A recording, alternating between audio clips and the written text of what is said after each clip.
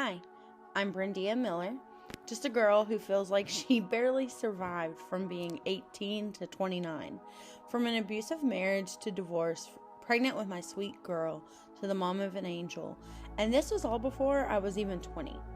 Since then, I married the high school sweetheart, had a sweet boy, wrote a few books, blogs, and in 9 years, 3 states, 4 cities, 13 homes, 2 hotels, 1 angel girl, 1 sweet boy, a bunch of jobs, and an insane amount of love and laughter. Here I am, 30 years old, talking to you, sharing my wisdom from the infinite lessons I have learned while still learning to navigate around the things that I haven't. Come along and navigate with me. There is room here for your joy, your grief, your hormones, your emotions, your friendships, relationships, heartbreak, and all of the other things that come along with being in your 30s. Welcome to the In Your 30s podcast with your host, Brandea Miller. Today is my birthday and I am finally 30, and I thought what better day to launch a podcast navigating my 30s. Now, some of you might be coming from my previous podcast or from social media, and if that's the case, welcome back. If you're new here, though, my name is Brandea Miller. I am married to my high school sweetheart. We've been married almost 9 years, and we have a son together. I also have a daughter from a previous marriage who passed away, and if I'm being honest, I feel like I barely survived my pre-30s, basically. Everything before this. I feel like I was always in fight or flight. It was always a struggle. And I feel like when you're 19 and 18 and 20 and 21, we're often making big decisions because now we're adults and we can, but we really don't understand the consequences of those decisions, the consequences that they can have financially. We don't understand the consequences that they can have mentally. We don't have the understanding that these can also have physical consequences. And so I think that there are just a lot of things we don't understand as young adults that make our 20s a struggle. You know, one of the things that I didn't understand truthfully was marriage. And I'm not talking about breaking laws and murder. We all understand that's wrong. But things like getting married young, not having the proper tools to communicate with your spouse, having kids young, how hard and difficult that is on your body, your finances, your mental health. These are all things that I wasn't really prepared for the consequences of. And I would say, honestly, I don't regret any of it, especially my kids. But I do wish I would have been better informed, been more open to suggestion from others, and just honestly put it on the back burner until I could figure out me. Because let's face it, when you're 18, you're 19, you're 20 years old, your entire life just went from revolving around your friends to being an adult in civilization.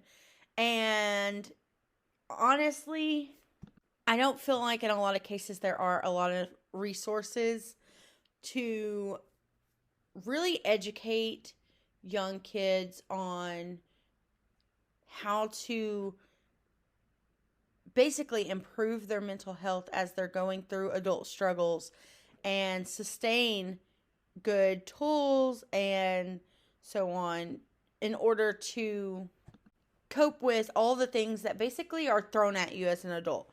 Because let's face it, it's a lot different going from high school to being on your own, having, a full-time job and all these responsibilities.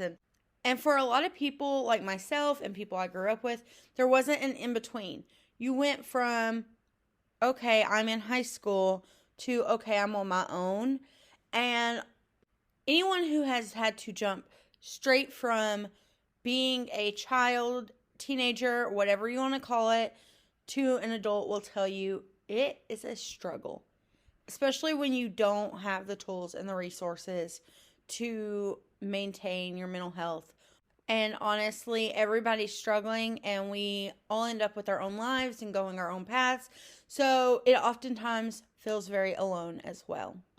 As for me, 18, 19, and all through my 20s, it was definitely more so feeling like I was just in fight or flight all the time.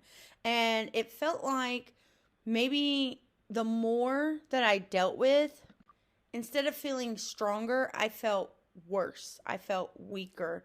And for me personally, I went from struggling, grieving, to grieving and struggling and drowning.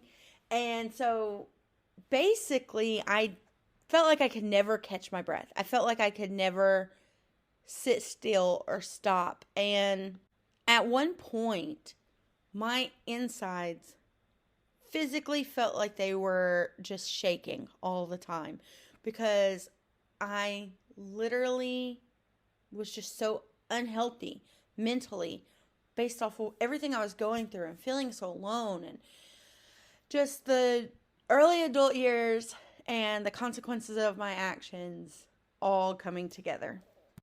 And I finally hit a turning point a few years back when I left a job that I loved, but the work environment and the requirements were extremely toxic.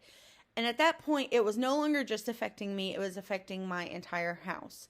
So from that moment on, I have spent the last few years working on myself very deeply, very honestly, and very rawly. I've also worked on simplifying my life in a lot of ways. It's not just minimalism and the house being easy to clean for me. Now, for some, that's enough. As long as that's simplified, then you're good. And that's fine. If that works for you, that's great. But for me, I needed a lot more simplicity. And truthfully, every single day I think about ways that I can simplify my life even more. And I would be lying if I told you that I didn't think about going completely MIA, just disappearing off the face of the planet, basically, from everyone. Literally every single day. However, I know that's not the solution.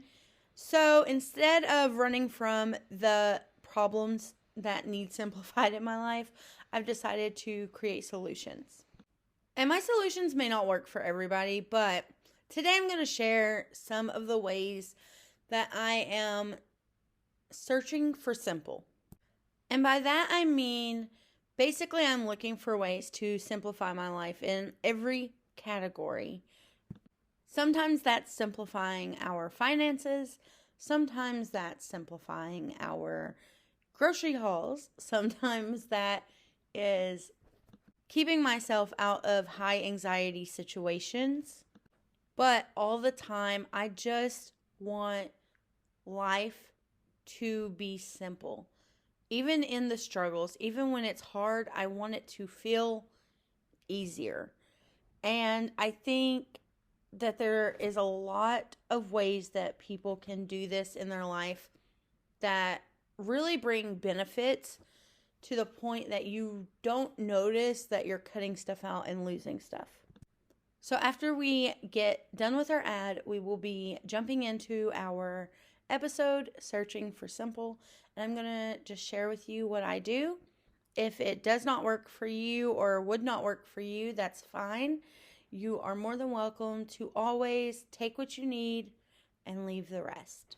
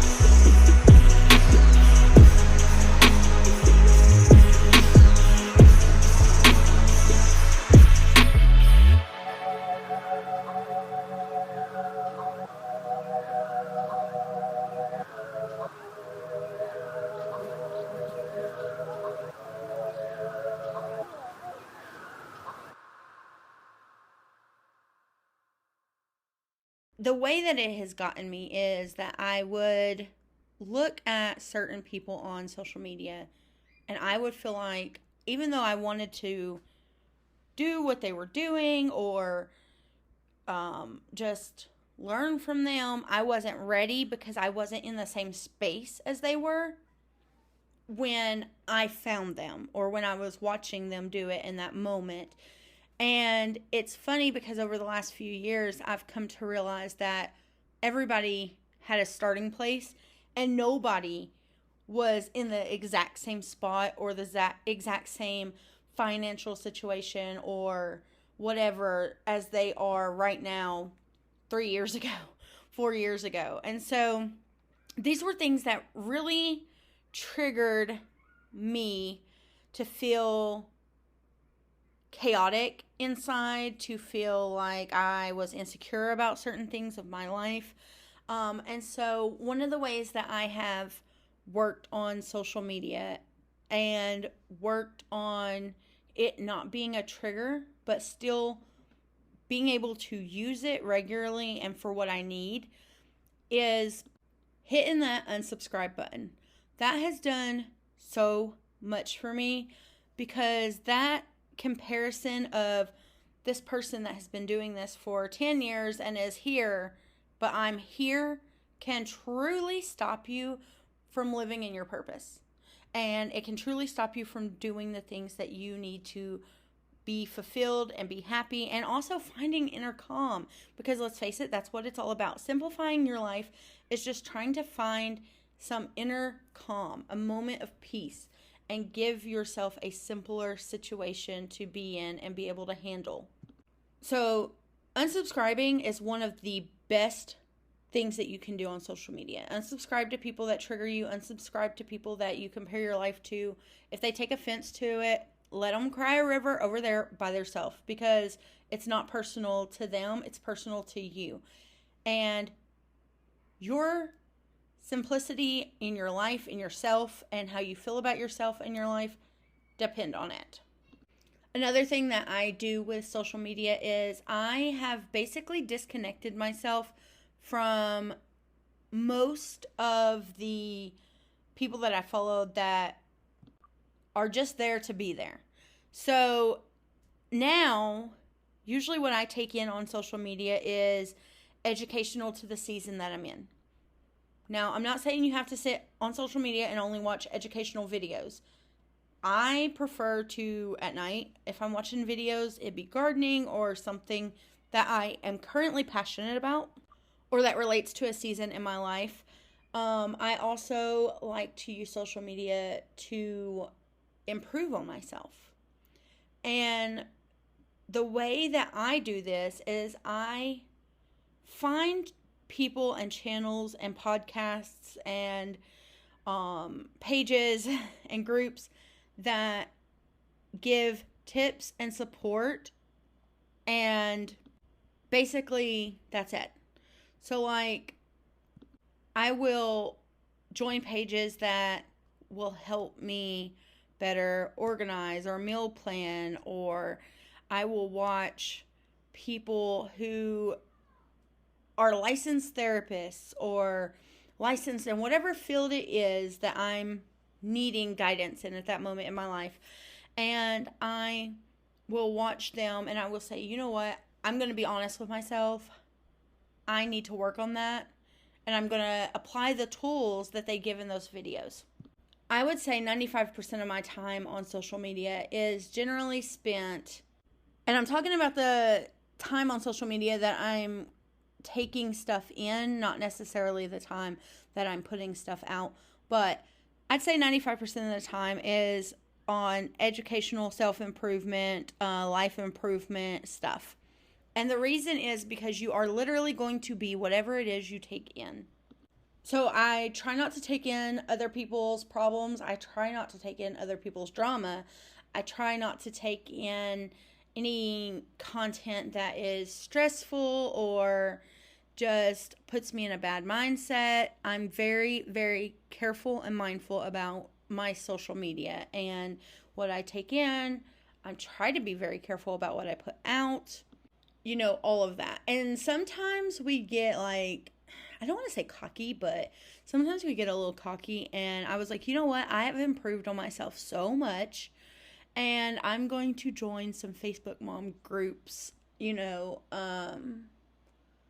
basically I did it to promote my page and get my numbers up and stuff. I wasn't really trying to go in there and get advice or nothing, because I would never, I'm not a believer in putting your problems on Facebook. But I went in a group and I did comment on something, and it was like all hell broke loose. You know how those groups are. And so I eventually got banned. I wasn't very careful about what I put out that day, and that was on me. But I learned a good lesson, and I realized that sometimes even when you feel like you're healed, your triggers can still trigger you. So it's just easier to stay away and abstain. And so that's what I do. I stay away and I abstain from social media triggers. And sometimes that actually includes news medias and stuff like that, because let's face it, there's so much information swirling around about what is going on in the world, and every reporter, every news outlet is not telling all the details or whatever. So, and it can make it really difficult to decipher and chaotic, because you can quickly go into a panic from reading wrong information, basically. So to wrap that point up, I am very mindful about social media. I'm very mindful about who I follow. I'm very mindful about what I post, what I take in. And I'm very mindful about the groups that I join, the stuff that I comment on in those groups and stuff like that generally. Again, everybody backslides basically. We all have bad days. We all get out of character. It's not always going to be perfect and simple and easy. That's life. But there are certain things just only we can control. And what we take in on social media is something we can control. Whether you read something, watch something, click a link, post something, that is something that you have control over. Another big way that I've spent simplifying my life the last couple of years is that I have truly decided that things don't matter. And not in a, I don't care, I don't have emotions, I'm too cold for this matter, but a simple reminder to myself when things go wrong that at the end of the day, it's probably not a big deal. One thing I started doing was with my son, I will remind myself when he spills something or if something gets broken that it's replaceable, but he isn't. And this is another good thing that you can put in your marriage or your relationships with others as well, that you love and that you value, because at the end of the day, people are not replaceable. There is never going to be another person like that person, period. They may be similar, but they're not the same, and you cannot simply throw one to the side and replace it with someone else. You can, however, throw a couch out and replace it. You can, however, replace broken glasses. You can replace toys. You can replace clothes. And so just keeping that in mind, like, this is replaceable, but the way they feel about themselves, the way they look at themselves, and the relationship that I have built with that person so far is not. And a lot of damage can be done to a relationship when you make someone feel like trash for something so simple. You know, many years ago, well, not really many, but a few years ago, when my husband and I decided, like, we didn't want to throw in the towel, we didn't want to quit, we wanted to work on our marriage, one thing that I had to really work on is not making him feel like he didn't matter. And so for me, I had to be mindful about the way that I reacted to things, because he felt like often, and he had said this, that my reaction sometimes was way more dramatic than it needed to be. And there were a couple times that I was like, you know what? He is so crazy. I'm not dramatic. This is a fair reaction to this. And then I would watch how I would react to stuff, and it would be like something simple that he couldn't control, and I would just lose it. I'd be like, you know what? If you had a different job, then they would probably pay you on time and it would be correct. And it's like, it's not his fault that his job screwed his check up. And unfortunately in dealerships, that's actually very common, because none of them seem to have enough sense when they're doing payroll. But that was just a thing. That was a thing that I did. That was a flaw. And I really had to work on that, because I've been doing it my whole life. And I didn't really realize that my reaction wasn't justified. My feelings were, but the way that I reacted was not the same. The way you react to a situation is not the same way you feel about the situation. You can be deeply hurt about a situation with a minimal reaction, and you can be extremely happy over something with a minimal reaction. Your feelings don't justify your reaction all the time. And my reaction was to lose my absolute crap. And so I've really had to work on that, because that's something that I have done my whole life. And I didn't really realize, but I've been told from other people that that's how they felt based on my actions too. So I think it's very important to be raw about your flaws, and then to remind yourself, look, this relationship, it's not replaceable. This person, they're not replaceable. The way they think about themselves is going to often be based off of how you treat them when you are someone that matters to them. And even if you are coming in contact with a complete stranger, a lot of times people take other people's actions and words so personally that it could affect the way they feel or think about themselves. Whatever you say or do could be the last straw. So I've learned to truly simplify my relationships and the problems that I have in my relationships by just being mindful about the way that I react, the way that I talk to people, and realizing that things aren't as big of a deal as they feel sometimes. And that the feeling is justified, but it's the reaction to the feeling that needs to be evaluated and handled accordingly. They have a saying for this, and it's called "Don't sweat the small stuff." And I honestly did not understand that statement as a child. Everything felt big. And even as an adult, everything still feels big. Just to be honest about it. But a lot of the times, the things that we give big reactions aren't as big as they seem. So, at the end of the day, don't sweat the small stuff. One of my favorite things that I have simplified lately is my mental health. And this is something that's been pretty new, I feel like. But I think a lot of times, because of the stigma there is on taking medication for mental illness or your mental health, like anxiety, depression, all of that, I think a lot of people truly are still uncomfortable reaching out, getting help. I know people that are uncomfortable mentioning that they're getting help if it comes up. I know people who I have told that I reached out and got help, and then within 30 minutes they've made the same statement. Everybody's got to have a medication. Everybody's got to da da da da da da da da. Everybody's got a mental illness. And so basically, I understand why people are uncomfortable doing so. But the thing about it is, if you do reach out for help, whether it's medication, therapy, whatever, then nobody really actually can tell until they can see the changes in you, or until you tell them. So if you don't want no one to know, they don't have to. And so I highly encourage, if you need help, reach out, regardless of how your friends feel, regardless of how your family feels.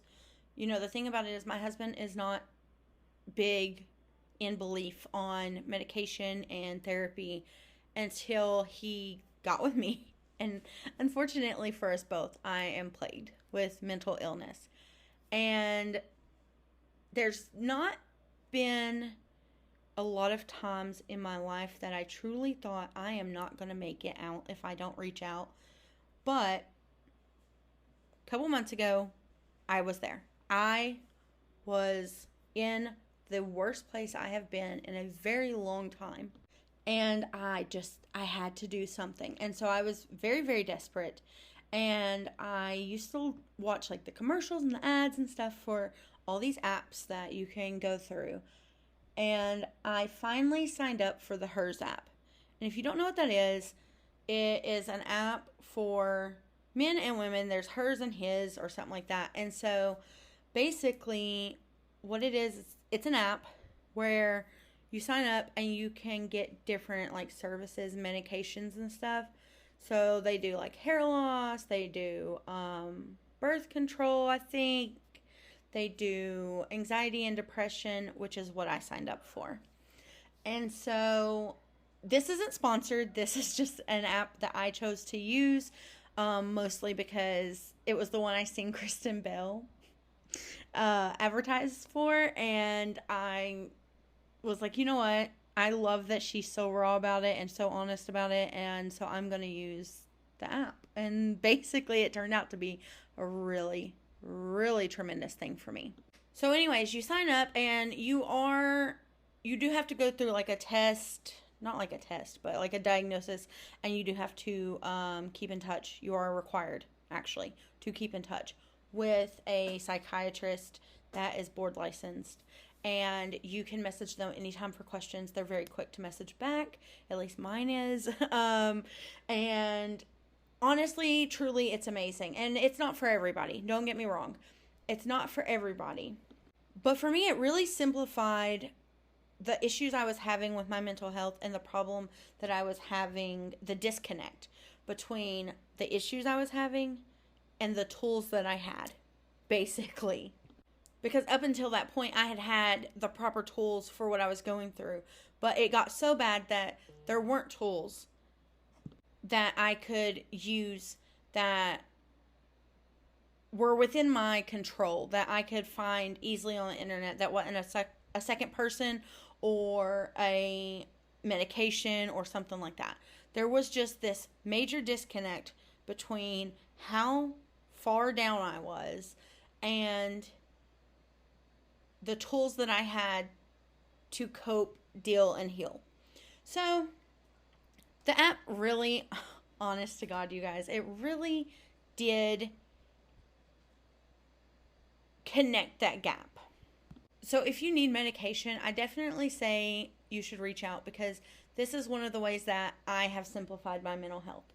Another thing is having a therapist that you trust and that you can confidently confide in. You know, I've had a lot, like way more than anyone my age should probably admit, of therapists. And some of them have been truly trash.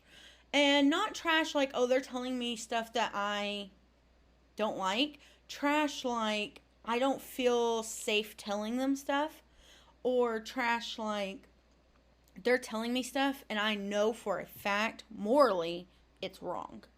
And so to this day, some of those things that I recall therapists saying, specifically one therapist, but some of those things that I can recall being said, I'm like, even now, happy and healed, that was not the best solution, especially for me having been a teenager when I seen a lot of these therapists. But if you find a therapist that you click with, that you trust, that you feel like they're doing their absolute best to give you accurate and informative help, they are truly trying to figure out the cause of the problem, and they're making an honest effort at giving you a suggestion to fix it, stick with them. Because it's not just lonely out here, but there are just things that you cannot tell your spouse. And I know there's people that say we tell each other everything.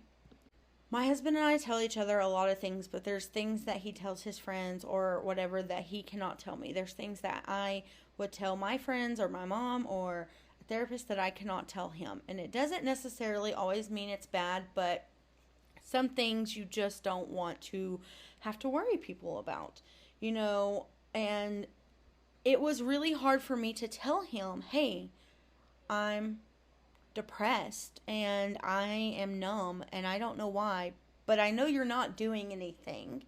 It's not nothing you're doing. And so to have someone else to reach out to and say, hey, this is an issue and I don't know what to do and I don't even know if I care enough to do anything, and them giving you educated suggestions that can actually truly help is like, it's chef's kiss. It's amazing. It's a world of difference.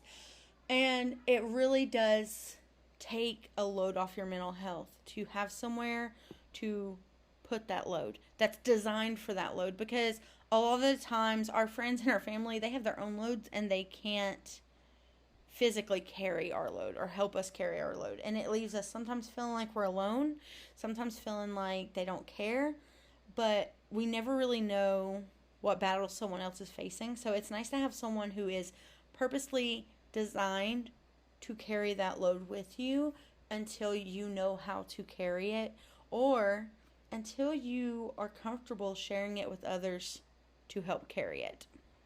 And honestly, simplifying my mental health truly did wonders for my relationship with my child and my relationship with my husband. And when I went into it, my goal was my mental health, but I'm so grateful the full effect getting my mental health in order and simplifying it and just making it easier to deal with has had on my entire life as a whole. So if you're someone who feels like this is something you need, but you worry about the stigma or you worry about the medicine not being what you need exactly, understand a couple things. One, what other people think about you getting your mental health in check really actually does not matter. And if they are against it, they're against it because they use it and they use those issues as a way against you. Nobody for you is going to be against you doing something that you need, especially when it comes to mental health. And another thing to understand is the first medicine that you take is not always going to be the correct medicine. There are times where people have to switch medicines and switch doses. I've had to switch my dose quite a few times and raise it because my anxiety was still quite high. Even though medicine is based on science, unfortunately, what medicines work for who and how much of that medicine is necessary is not always a complete science. So make sure that if you and a psychiatrist decide that you are eligible for medicine and that it would be beneficial to you, that you do your research, do your due diligence, and really truly understand the side effects that can come, and go a little further and see if you can find out how rare it is. Some side effects are rare, but they're listed and they're scary side effects. And so just always do your due diligence, always do your own research, and make sure that you're good with what could come, or that the benefits can at least outweigh the realistic possibilities of side effects. That was a mouthful, and I was totally losing train of thought there, but just make sure that you are prepared for what is to come. Because truth be told, I was not actually prepared for some of the side effects, like getting sick when I got on medication. However, I had started my medication and I was sick for the whole first week. And I remember looking at my husband about halfway through, and I was like, if this does not clear up within this many days, I'm going to have to go off this medication. I can't do this all the time. And of course it did. It cleared up. And then I raised my dose, and it came back for like 2 or 3 days. It wasn't very long. And so every time I've raised my dose now, I do expect that I will end up sick for that first couple of days. I'm at a point where I'm at a good dose that works for me right now, so I hopefully won't have to do that anytime soon.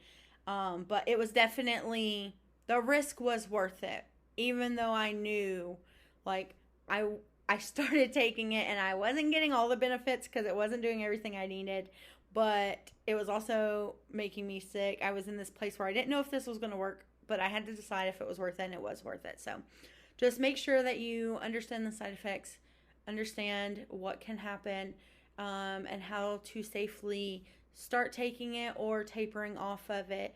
Talk about these things with your psychiatrist if this is a route that you want to go.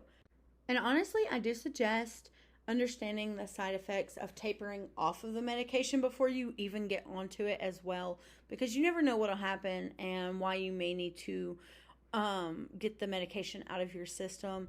So definitely just talk with a psychiatrist, a board certified psychiatrist in your state, so that you can learn all your options, learn all the side effects, learn all the things that you need to before starting a mental health journey with medicational assistance. That's basically what I'm going to call it. We may talk about this later on. There's a lot more things that I do to simplify my life, and this definitely, one episode's just not enough. But thank you for joining us this week. Thank you for listening to me rant, ramble, and give my unsolicited advice. And I will see you guys next week.